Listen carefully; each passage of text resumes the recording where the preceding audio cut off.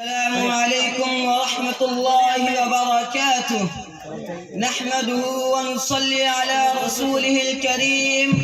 أما بعد، فقد قال الله تبارك وتعالى في القرآن المجيد: أعوذ بالله من الشيطان الرجيم.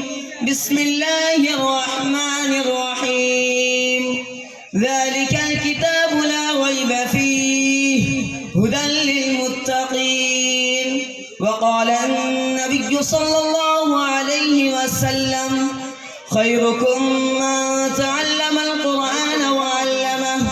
الہی رونق اسلام کے سامان پیدا کر، الہی رونق اسلام کے سامان پیدا کر، دلوں میں مومنوں کے الفت قرآن پیدا کر۔ صدر محترم، اسٹیج پر رونق افروز بزرگان دین اور حاضرین جلسہ، آج کی اس محفل میں اور آج کے اس مبارک اجلاس میں میرا موضوع سخن دنیا کی سب سے پاکیزہ اور مقدس کتاب قرآن پاک ہے۔ ہمیں چڑھتے سورج کی طرح یقین ہے کہ اس کا ایک ایک حرف سچا اور صادق ہے۔ وہ قرآن پاک جس کی زبان مقدس، بیان مقدس، جو فصاحت و بلاغت کا ٹھاٹے مارتا سمندر ہے، جس کے متعلق ارشاد ربانی ہے۔ قرآن وہ کتاب ہے جس کے صادق اور برحق ہونے میں کوئی شک و شبہ نہیں، جس کے بارے میں محسن انسانیت حضور پاک صلی اللہ علیہ وسلم ارشاد فرماتے ہیں: تم میں سب سے بہتر وہ شخص ہے جو قرآن کو سیکھے اور سکھائے۔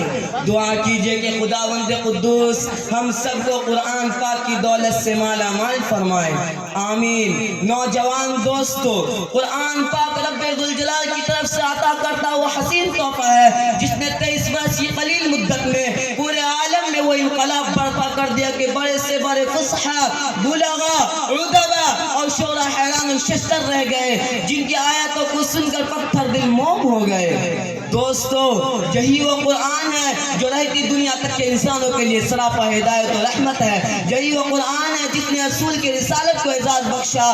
یہی وہ قرآن ہے جس نے پس مردہ قلوب کو تازی بخشی۔ ہاں، یہی وہ قرآن ہے جس کے برکت سے جنات و شیاطین کا آسمانوں پہ جانا بند ہوا۔ یہی وہ قرآن ہے جس کے برکت سے عزت و رفعت کی شامیانے گڑ گئے۔ یہی وہ قرآن ہے جس کے برکت محبوب حقیقی کی رضا نصیب ہوتی ہے۔ یہی وہ قرآن ہے جو سچائی و امانتداری کا درس دیتا ہے۔ یہی وہ قرآن ہے جس کے برکت عمر فاروق رضی اللہ تعالیٰ عنہ کو ایمان نصیب ہوا۔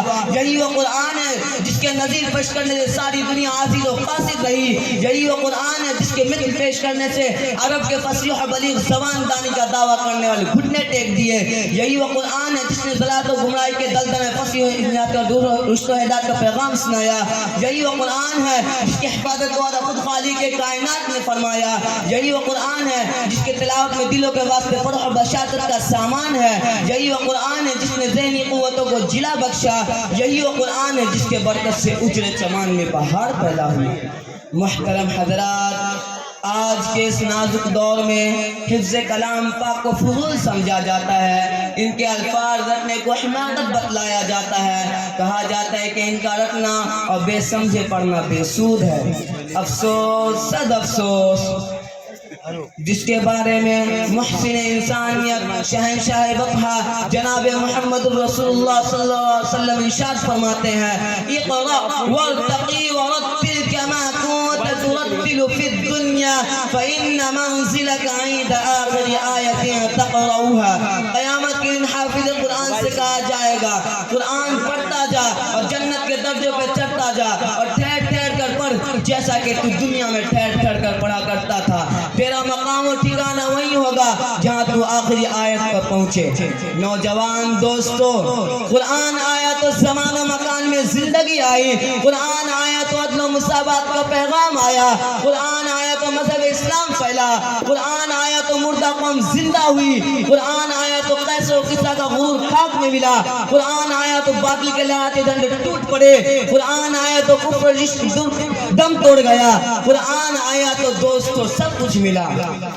محترم حضرات، آج کے اس دور میں اگر ہم چاہتے ہیں کہ ماضی کے طرح حال و مستقبل کو روشن اور تابناک بنانا چاہتے ہیں تو قرآن پاک سے وابستہ ہونا ہوگا، اسے سینے سے لگانا ہوگا۔ اگر ہم چاہتے ہیں کہ دنیا کے ساتھ ہماری آخرت بھی سنور جائے تو اس کی تعلیمات پر عمل کرنا ہوگا۔ خدا نخواستہ آج ہم اپنے بچوں کو 2 پیسے کے لالچ میں دین سے دور رکھا اور ہماری نظر اخروی نعمتوں کے بجائے دنیاوی ڈگریوں پر رہی، تو یاد رکھے خدا کے یہاں جواب دینا ہوگا۔ اسی پر میں اپنی تقریر کو ختم کرتا ہوں۔ دعا کیجئے کہ اللہ تعالی تمام مسلمانوں کو قرآن سیکھنے اور سکھائے اور اس پر عمل کرنے کی توفیق نصیب فرمائے۔ وما علینا الا البلاغ۔